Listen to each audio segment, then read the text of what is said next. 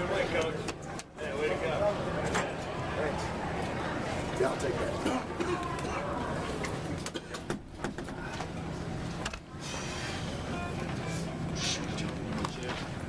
Sunglasses.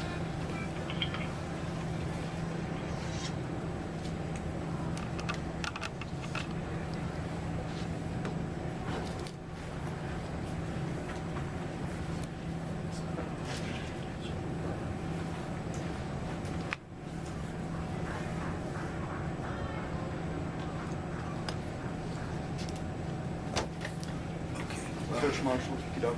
That was quite a seesaw affair, and just proud of our guys. Proud of our guys for coming back. You know, they weren't. It wasn't such a deep hole, but it was down 8 at UNI, and you know, I have a great deal of respect for Ben and the job that he does and his team. So it was just a gutty win for a bunch of guys that seem to do this on the road.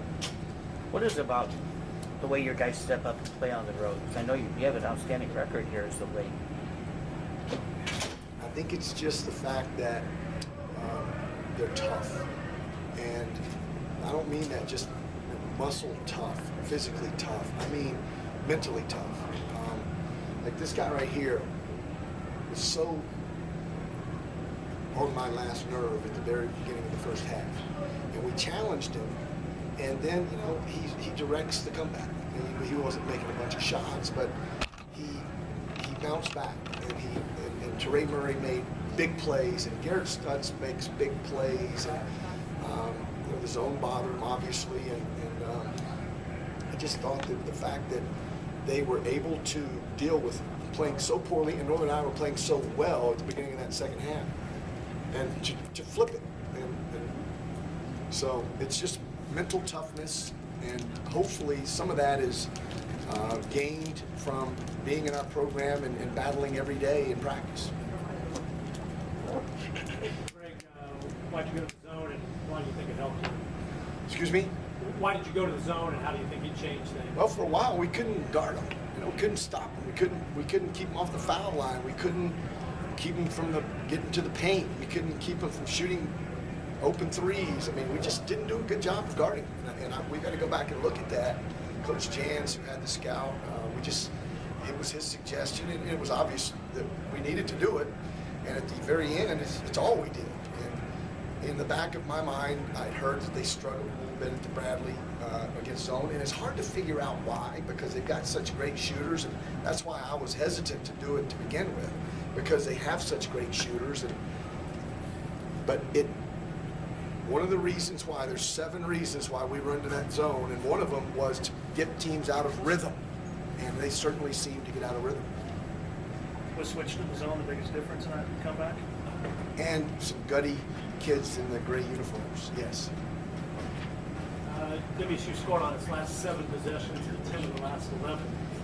Is that experience, just being able to execute when you had to almost every time? And that's what I mean. That zone had nothing to do with that. You know, scoring 7 in a row and 10 of the last 11. Execution, experience,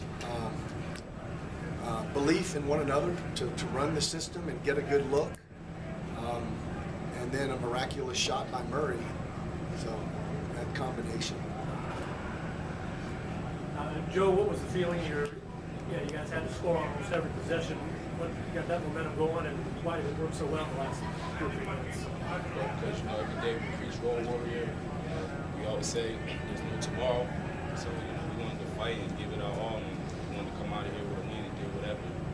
Really put the pressure up on our 75 and force them to take tough shots that they didn't want to take. And we got some great plays by Teray Murray, our senior leader, Garrett Stutz, and myself, and the rest of our team. We just stepped up when we had to. That's our job, our seniors, and if we're trying to accomplish the goal that we want, we got to win games like this.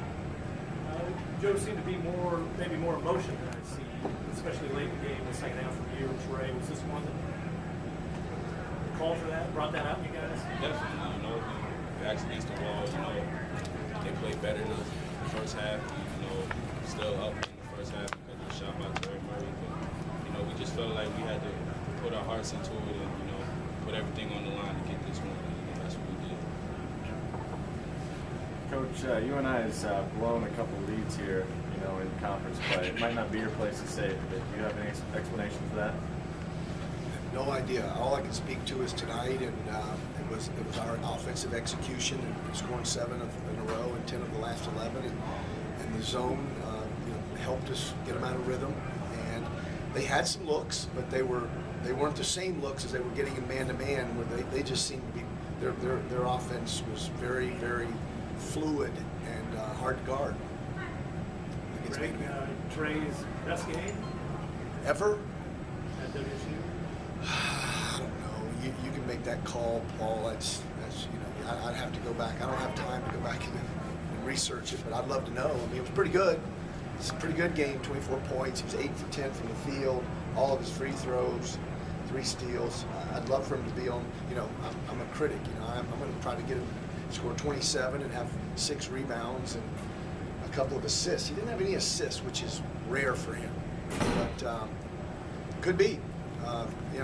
All I know is it was a timely game for him because we had some other guys not play particularly well. Was there something about the matchup that you kind of turned the game over to him in the last few minutes? Well, I didn't actually give that authority to him to take over the game, but he didn't ask me either. He just kind of did it. So he's a quality player. He felt it tonight. He was making that hard drive in and pulling up, and he's a competitive kid. He's not perfect, but he really loves to win and wants to win badly, and he's becoming more of a leader as the season is progressing. Time for one more. Joe, your thoughts on Trey? Why did it work so well for him tonight? Well, I can tell in his bumps and just his attack mode, and he has a great mid-range game, so he can avoid charges. So one time he's on the free throw line, I told him, just take over this game to where you can do it, take it over, and that's exactly what he did. All right. Thanks, Coach. Thanks, guys. Thanks, Coach. Thanks, Joe.